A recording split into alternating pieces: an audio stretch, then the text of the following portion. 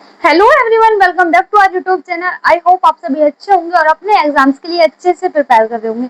आज की इस प्यारी सी क्लास में हम पॉलिटी का मोस्ट इंपोर्टेंट टॉपिक अनुसूची यानी शेड्यूल्स के बारे में पढ़ने वाले हैं। ये टॉपिक बहुत ज्यादा इंपॉर्टेंट हो जाता है और इससे रिलेटेड काफी बार एग्जाम्स में बार बार क्वेश्चन पूछे जाते हैं। अगर आप किसी भी government exam like SSC, railway, DSSB या अदर किसी भी स्टेट लेवल के एग्जाम के लिए प्रिपेयर कर रहे हैं तो ये टॉपिक बहुत ज्यादा इंपॉर्टेंट हो जाता है, क्योंकि इस टॉपिक से बार बार एग्जाम्स में क्वेश्चन पूछे जाते हैं। So my name is lovely Solanki और आज की इस प्यारी सी क्लास में हम सभी अनुसूचियों को पढ़ रहे होंगे, उनसे रिलेटेड सभी इंपॉर्टेंट फैक्ट को भी डिस्कस कर रहे होंगे और उन्हें ट्रिक के साथ इजीली याद भी कर रहे होंगे। सो इस क्लास को बिल्कुल भी स्किप मत कीजिएगा और इसे एंड तक देखिएगा। तो सबसे पहले हम ये पढ़ेंगे कि भारतीय संविधान में मूल रूप से टोटल कितनी शेड्यूल्स थी यानी कितनी अनुसूचियां थी और वर्तमान समय में टोटल कितनी अनुसूचियां हैं। तो सबसे पहले हम ये भारतीय संविधान लागू हुआ था उस टाइम टोटल 8 शेड्यूल्स थी यानी कितनी अनुसूचियां थी, तो उस टाइम टोटल 8 अनुसूचियां थी, लेकिन इनमें 4 अनुसूचियां और जोड़ी गई, इसलिए वर्तमान समय में टोटल कितनी अनुसूचियां है, तो टोटल अनुसूचियों की संख्या हो गई है 12। मूल रूप से भारतीय संविधान में टोटल 8 अनुसूचियां थी, इनमें 4 अनुसूचियों को और इंक्लूड किया गया। उसके बाद वर्तमान समय में अब टोटल 12 अनुसूचियां हैं, यानी वर्तमान समय में जो शेड्यूल्स की संख्या है वो है 12। टोटल 12 अनुसूचियां हैं भारतीय संविधान में। सो अब हम ये पढ़ेंगे कि संविधान की पहली अनुसूची में क्या बताया गया है। तो पहले शेड्यूल में बताया गया है संघ और राज्यों का उल्लेख, यानी पहली अनुसूची में संघ और राज्यों का उल्लेख किया गया है। ठीक है, अब हम इसे इजीली कैसे याद रखेंगे, तो हम इन सभी अनुसूचियों को एक छोटी सी प्यारी सी ट्रिक है उसकी हेल्प से याद रखेंगे। वो ट्रिक है हमारी स्पॉट्स। ठीक है, SPORT। ठीक है, स्पॉट। इससे रिलेट करके हम इन सभी अनुसूचियों को याद करेंगे। S फॉर स्टेट, यानी पहली अनुसूचियों में स्टेट और यूनियन टेरिटरी के बारे में बताया गया है। S से क्या पढ़ेगा, S से पढ़ेगा स्टेट्स। ठीक है, स्टेट एंड यूनियन टेरिटरी, यानी पहली अनुसूची में हमें संघ और उसके राज्य क्षेत्र के बारे में उल्लेख किया गया है।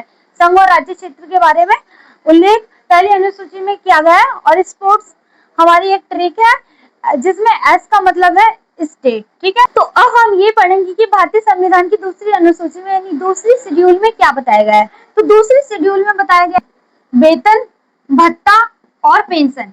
वेतन, भत्ता और पेंशन के बारे में दूसरी शेड्यूल में बताया गया है, यानी जो राष्ट्रपति होते हैं, प्रधानमंत्री होते हैं और मंत्री होते हैं और भी बहुत सारे लोग होते हैं, उन सभी की सैलरी, वेतन, भत्ता, उनके बारे में हमें दूसरी शेड्यूल में बताया गया है। इसे हम कैसे याद रख सकते हैं, स्पोर्ट्स से हमने रिलेट किया है। पी का मतलब होता है पेमेंट, जो हमें दूसरी अनुसूची में बताया गया है। पी फॉर पेमेंट, जिसके बारे में हमें दूसरी अनुसूची में बताया गया है। ठीक है, अब हम पढ़ेंगे अपनी तीसरी अनुसूची को। तो तीसरी अनुसूची में बताया गया शपथ के बारे में, जैसे कि राष्ट्रपति, CGI, प्रधानमंत्री और भी सभी मंत्री, ये सब जो शपथ लेते हैं वो किस प्रकार से लेते हैं उसके बारे में वर्णन तीसरी अनुसूची में किया गया है। ओ फॉर ओथ, शपथ को इंग्लिश में ओथ बोला जाता है। तो ओथ हमारे तीसरे नंबर पर है अनुसूचियों की लिस्ट में, यानी तीसरे अनुसूची में हमें शपथ के बारे में यानी ओथ के बारे में बताया गया है। अब हम पढ़ेंगे अपनी नेक्स्ट अनुसूची यानी चौथी शेड्यूल में क्या बताया गया है। चौथी शेड्यूल यानी फोर्थ शेड्यूल में बताया गया राज्यसभा की सीटों का आवंटन, यानी डिस्ट्रीब्यूशन बताया गया है राज्यसभा की सीटों का। ये हमें चौथी शेड्यूल में बताया गया है। और स्पोर्ट्स वाले जो ट्रिक है उसमें जो फोर्थ नंबर पर आता है वो आर आता है, आर फॉर राज्यसभा। ठीक है, आर फॉर राज्यसभा, यानी चौथी शेड्यूल में हमें राज्यसभा के बारे में बताया गया, उसकी सीटों के आवंटन के बारे में बताया। केंद्र और राज्य के बीच में जो आवंटन होगा वो हमें चौथी अनुसूची में बताया गया है। ठीक है, अब हम पढ़ेंगे नेक्स्ट अनुसूची यानी पांचवी अनुसूची। तो पांचवी अनुसूची में बताया गया है अनुसूचित जाति और अनुसूचित जनजाति क्षेत्रों का प्रशासन। ठीक है, यानी पांचवी अनुसूची में क्या बताया गया, तो पांचवी अनुसूची में बताया गया अनुसूचित जाति और अनुसूचित जनजाति, यानी शेड्यूल कास्ट और शेड्यूल ट्राइब के जो क्षेत्र होते हैं प्रशासन के, उनके बारे में हमें पांचवी अनुसूची में बताया गया है। तो स्पोर्ट्स वाली जो ट्रिक थी उसमें फिफ्थ नंबर पर टी आता है, टी फॉर ट्राइबल।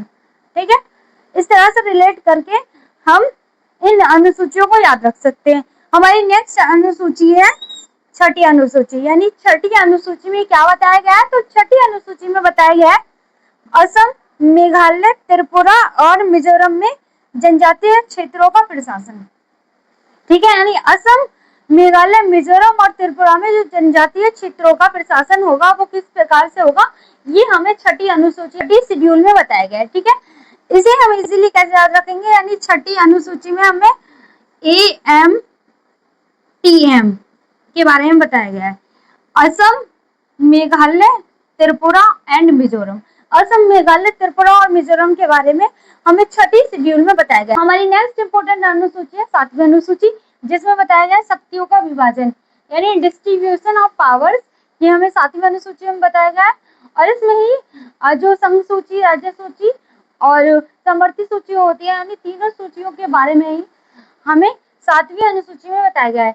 संघ सूची यानी 100 सब्जेक्ट है हमारी संघ सूची में, जिस पर ओनली केंद्र सरकार यानी सेंट्रल गवर्नमेंट ही कानून बना सकती है। ठीक है, फिर हमारी नेक्स्ट सूची है यानी राज्य सूची, जिसमें 61 सब्जेक्ट है यानी 61 विषय है जिन पर कानून केवल राज्य सरकार बना सकती है। नेक्स्ट हमारी सूची है समवर्ती सूची, जिसमें 52 सब्जेक्ट इंक्लूड है। समवर्ती सूची में टोटल 52 विषय हैं जिन पर केंद्र और राज्य दोनों सरकारें कानून बना सकती है। संघ सूची में टोटल 100 विषय हैं जिन पर सिर्फ केंद्र सरकार कानून बना सकती है, और राज्य सूची में 61 विषय हैं जिन पर केवल राज्य सरकार कानून बना सकती है। ठीक है, सो अब हम पढ़ेंगे अपनी नेक्स्ट अनुसूची के बारे में, जो कि है 8वीं अनुसूची। 8वीं अनुसूची में बताया गया है भाषाओं के बारे में, यानी भाषा के बारे में 8वीं अनुसूची में बताया गया है, जिसमें मूल रूप से 14 भाषाएं इंक्लूड थी। 8वीं अनुसूची में मूल रूप से कितनी भाषाएं थी, तो जब मूल रूप से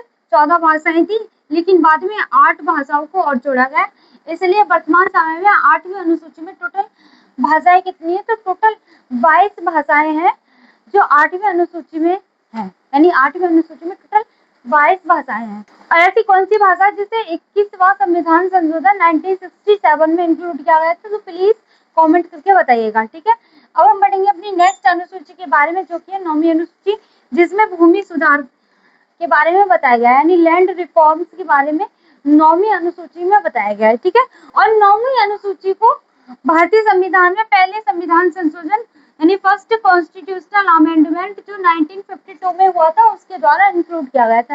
यानी 9वीं अनुसूची को भारतीय संविधान में किस संविधान संशोधन के द्वारा शामिल किया गया है, तो पहला संविधान संशोधन के द्वारा जो कि 1952 में हुआ था, उसके द्वारा ही 9वीं अनुसूची को भारतीय संविधान में शामिल किया गया। अब हम पढ़ेंगे 10वीं अनुसूची के बारे में, जिसमें बताया गया है दल बदल। ठीक है, दल बदल को हम इस तरह से समझ सकते हैं, जब कोई मंत्री एक दल को छोड़ के दूसरे दल में शामिल हो जाता है, तो यानी एक पार्टी को छोड़ के दूसरी पार्टी में शामिल हो जाता है, तो उसे ही हम दल बदल बोलते हैं। ठीक है, तो 10वीं अनुसूची जैसे 10 और जैसे ही दल बदल, इस तरह से रिलेट करके हम 10वीं अनुसूची को याद रख सकते हैं। और ये भारतीय संविधान में कब जोड़ी गई थी, तो इसे 52वें संविधान संशोधन जो कि 1985 यानी 1985 में हुआ था। 52वां संविधान संशोधन 1985 द्वारा दल बदल यानी जो कि 10वीं अनुसूची है उसको भारतीय संविधान में शामिल किया गया। अब हमारी 11वीं अनुसूची है, जिसमें बताया गया है पंचायती राज के बारे में, यानी पंचायती राज के बारे में 11वीं अनुसूची में बताया गया है, और इसे भारतीय संविधान में 73वां संविधान संशोधन 1992 द्वारा इंक्लूड किया गया था। पंचायती राज को भारतीय संविधान में कब इंक्लूड किया गया था, यानी 11वीं अनुसूची को भारतीय संविधान में अनुसूचियों की जो लिस्ट है यानी शेड्यूल की जो लिस्ट है उसमें कब इंक्लूड किया गया था, तो 73वां संविधान संशोधन 1992 के द्वारा इंक्लूड किया गया था। और इसमें टोटल कितने सब्जेक्ट है यानी टोटल कितने विषय हैं, तो 29 विषय हैं पंचायती राज में। ठीक है, आप लोगों से एक छोटा सा सवाल कि पंचायती राज दिवस कब मनाया जाता है, तो पंचायती राज दिवस जो मनाया जाता है वो मनाया जाता है 24 अप्रैल को। कब मनाया जाता है, तो 24 अप्रैल को हर साल पंचायती राज दिवस मनाया जाता है। ठीक है, अब हम पढ़ेंगे अपनी last but not the least अनुसूची, जो कि है 12वीं अनुसूची, जिसमें नगर पालिकाओं के बारे में बताया गया है, म्यूनिसिपैलिटीज के बारे में हमें 12वीं अनुसूची में बताया गया है। ठीक है, और इसे भारतीय संविधान में कब शामिल किया गया था, तो 74वां संविधान संशोधन 1992 के द्वारा भारतीय संविधान में 12वीं अनुसूची शामिल की गई थी, जिसमें नगर पालिकाओं के यानी म्यूनिसिपैलिटीज के बारे में बताया गया है। ठीक है, और इसमें टोटल कितने विषय हैं? तो टोटल 18 विषय हैं नगर पालिका में, यानी 12वीं अनुसूची में कितने विषय हैं? तो टोटल विषय जो हैं नगर पालिका में तो टोटल 18 विषय हैं। ठीक है, ये बहुत ज्यादा इंपॉर्टेंट फैक्ट्स है, इन्हें आप अच्छे से याद रखना क्योंकि ये फैक्ट्स बार बार एग्जाम्स में पूछे जाते हैं। तो पहली अनुसूची में क्या बताया गया है? तो पहली अनुसूची में बताया गया है संघ और राज्य क्षेत्र के बारे में। दूसरी अनुसूची में बताया गया है वेतन और भत्तों के बारे में। तीसरी अनुसूची में शपथ के बारे में बताया गया है। चौथी अनुसूची में बताया गया है राज्यसभा की सीटों का आवंटन जो कि केंद्र राज्यों के बीच में होगा, ये बताया गया है। ठीक है, पांचवी अनुसूची में हमें बताया गया अनुसूचित जनजाति और अनुसूचित जाति की जो क्षेत्र है उनका प्रशासन, ये सब बताया गया। एक क्वेश्चन काफी बार एग्जाम से पूछा जाता है कि छठी अनुसूची में कौन कौन सी स्टेट्स इंक्लूड हैं, तो ये बहुत ज्यादा इंपॉर्टेंट क्वेश्चन है और ये बार बार एग्जाम में पूछा जाता है। आप इस क्वेश्चन का आंसर जरूर याद रखना कि छठी अनुसूची में कौन कौन सी स्टेट्स इंक्लूड है। तो छठी अनुसूची में इंक्लूड है AMTM, इस तरह से आप याद रख सकते हैं, असम, मेघालय, त्रिपुरा और मिजोरम। छठी अनुसूची में ये 4 राज्य इंक्लूड है, इनके सिवा और कोई भी राज्य इंक्लूड नहीं है। ठीक, सातवीं अनुसूची में शक्तियों का विभाजन यानी डिस्ट्रीब्यूशन ऑफ पावर्स बताया गया और इसमें 3 सूचियों का भी वर्णन किया गया है, जैसे संसूची जिसमें 100 विषय हैं जिन पर सिर्फ केंद्र सरकार कानून बना सकती है, और दूसरी सूची है हमारी राज्य सूची जिसमें 61 यानी 61 सब्जेक्ट हैं, 61 विषय हैं जिन पर सिर्फ राज्य की सरकार कानून बना सकती है।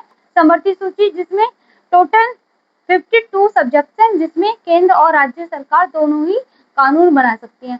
8वीं अनुसूची में बताया गया है भाषाओं के बारे में, जो कि मूल रूप से भारतीय संविधान में टोटल 14 भाषाएं इंक्लूड थी, 8 बाद में इंक्लूड की गई। तो टोटल वर्तमान समय में कितनी भाषाएं हैं? तो टोटल भाषाएं हैं हमारे वर्तमान समय में भारतीय संविधान की 8वीं अनुसूची में टोटल 22 भाषाएं, और भारतीय संविधान में किस भाषा को 21वां संविधान संशोधन 1967 के द्वारा 8वीं अनुसूची में शामिल किया गया था, तो वो थी सिंधी भाषा, जिसे 8वीं अनुसूची में 21वां संविधान संशोधन 1967 के द्वारा जोड़ा गया था।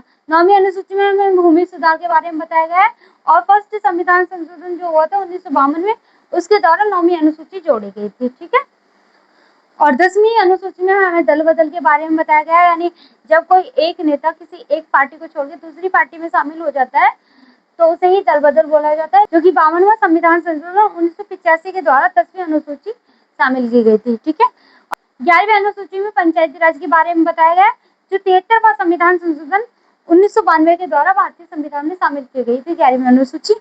और 12वीं अनुसूची भारतीय संविधान में 74वां संविधान संशोधन 1992 के द्वारा शामिल की गई थी। इसमें नगर पालिकाओं यानी म्युनिसिपैलिटीज के बारे में बताया गया। तो आप लोगों से एक छोटा सा सवाल कि भारतीय संविधान में मूल रूप से टोटल कितनी अनुसूचियां शामिल थी?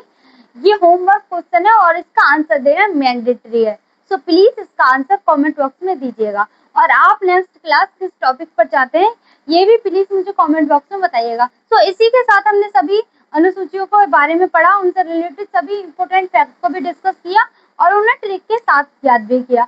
आई होप आज की प्यारी सी क्लास आपको पसंद आई होगी। So do like, share and subscribe our YouTube channel. Thank you for watching.